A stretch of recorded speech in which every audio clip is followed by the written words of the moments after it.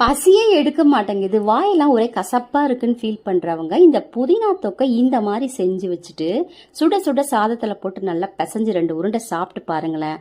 அதுக்கப்புறம் பாருங்கள், நல்லா கப கப கபன்னு பசி எடுக்குங்க. இதை 10 நாளைக்கு கூட நீங்கள் வச்சு சாப்பிட்லாம். அந்த மாதிரி எப்படி செய்கிறதுன்னு பார்க்கலாமா?